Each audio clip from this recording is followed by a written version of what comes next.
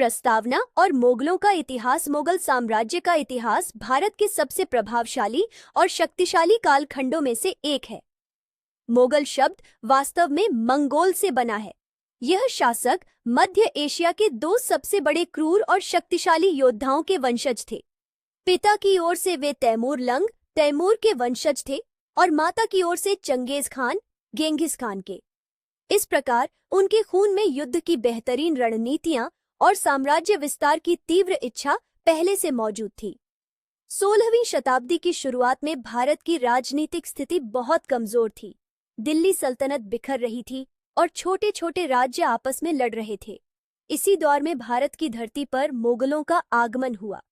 ज़हीरुद्दीन मोहम्मद बाबर का शुरुआती जीवन। बाबर का जन्म 1483 में फरगाना, आज के उज्बेकिस्तान में हुआ था। महज 11 साल की उम्र में उसके पिता की मृत्यु हो गई और उसे फरगाना की गद्दी संभालनी पड़ी। बाबर का सपना अपने पूर्वज तैमूर की राजधानी समरकंद पर राज करने का था। उसने समरकंद को 3 बार जीता, लेकिन हर बार उसे वहां से भागना पड़ा।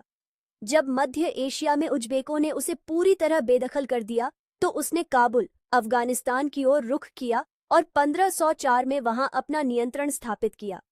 काबुल से ही बाबर की नजरें भारत की धन दौलत और कमजोर राजनीतिक स्थिति पर पड़ीं।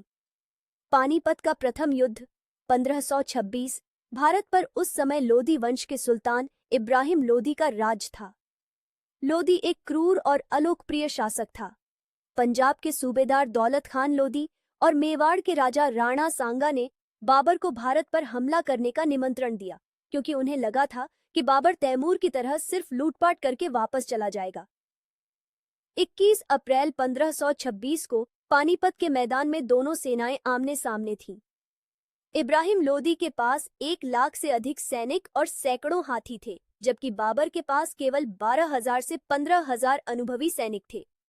बाबर ने इस युद्ध में 2 महान तकनीकों का इस्तेमाल किया: तुलगमा युद्ध पद्धति, सैनिकों को दाएं बाएं से घेरना, और उस्मानी पद्धति, तोपों को गाड़ियों के बीच सजाना। भारत के इतिहास में पहली बार इतने बड़े पैमाने पर बारूद और तोपों, आर्टिलरी का इस्तेमाल हुआ था।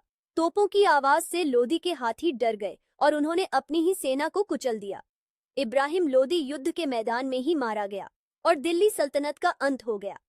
खानवा और घाघरा का युद्ध दिल्ली और आगरा पर कब्जा करने के बाद बाबर ने भारत में ही रुकने का फैसला किया, जिससे राजपूत राजा हैरान रह गए।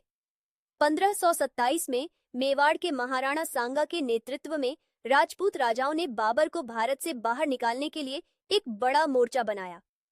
दोनों सेनाओं के बीच खानवा का युद्ध हुआ। राजपूतों की विशाल सेना को देखकर बाबर के सैनिक डर गए थे। अपनी सेना का मनोबल बढ़ाने के लिए बाबर ने इस युद्ध को जिहाद, धर्म युद्ध का नाम दिया, शराब के बर्तनों को तोड़ दिया और खुद कभी शराब न पीने की कसम खाई। बाबर की तोपों और रणनीति के आगे राजपूतों की वीरता भी काम न आई और बाबर यह युद्ध जीत गया। इसके बाद उसने 1528 में चंदेरी के युद्ध में मेदिनी राय को और 1529 में घाघरा के युद्ध में अफगानों को हराया।